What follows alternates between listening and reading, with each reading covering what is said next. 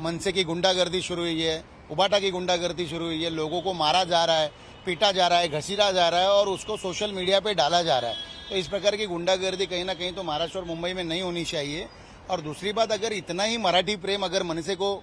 लगता है तो मैं आपके हिंदी चॅनल के माध्यम से बोलना चाहता हूँ, मैं भी एक उत्तर भारतीय हूँ, लेकिन मैं आपको बताता हूँ की एवढंच जर वाटत असेल मनसेला आणि त्यांच्या ते मुंबई अध्यक्ष कोण आहेत ना, संदीप देशपांडे, त्यांनी ह्या वरळीमधनं निवडणूक लढवली, त्यांना मी बोलू इच्छितो, तुम्हाला एवढंच मराठी प्रेम असेल ना तर तुम्ही आप एक मराठी की क्लासेस शुरू करो, जिसके वजह से परप्रांतियों को मराठी की शिक्षा मिल सके।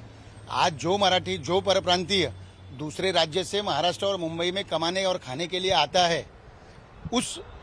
इंसान को मराठी आना चाहिए, ये 100% राइट है आपकी बात। लेकिन आपने जिस बाबूलाल चौधरी को वहाँ पर मारा मेरा भाईंदर में, आप उनके बच्चों को जाकर के पूछेंगे ना तो वो शायद संदीप देशपांडे जी से भी अच्छी मराठी बोलते होंगे, क्योंकि उनकी वो पीढ़ी यहाँ पर जन्म ली है और उन्होंने यहाँ पे शिक्षा दीक्षा ग्रहण की है, इसके लिए वो मराठी बोल सकेंगे। लेकिन जिसका बाप 40 साल की उम्र में दूसरा राज्य छोड़ करके बॉम्बे में आता है कमाने के लिए, वो कहाँ से मराठी बेचारा सीख पाएगा? वो तो अपने काम धंधे अपने बिजनेस को बढ़ाने में व्यस्त रहता है। लेकिन उनकी जो जनरेशन है, उनके जो बच्चे, उनके साथ आप जाकर के मराठी में बात कीजिए, आपको शायद उसको बहुत अच्छा उत्तर आपको मिलेगा उसका। इसलिए मेरी आप लोगों से विनंती है और आप लोगों से एक निवेदन है, इस प्रकार की राजनीति आप लोग न कीजिए। और मराठी प्रेम अगर आपको देखना ही है या मराठी के सम्मान की बात करनी है, तो अगर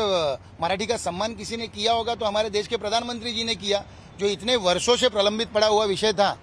जो इतने वर्षों से लटका हुआ विषय था, जो अभिजात दर्जा का विषय था, वो हमारे देश के प्रधानमंत्री नरेंद्र मोदी जी ने महाराष्ट्र को ये सौगात दी है कि हमारे मराठी भाषा को, माई मराठी को क्या बोलता है, उसको अभिजात का दर्जा दिया है। उसके बाद आज गृह मंत्रालय ने एक निर्णय निकाला होगा, आपको शायद पता होगा कि इस प्रकार का निर्णय दिया गया है कि अब अगर आपको मराठी में पत्र मिलता है तो आपको उसका उत्तर भी मराठी भाषा में ही देना पड़ेगा।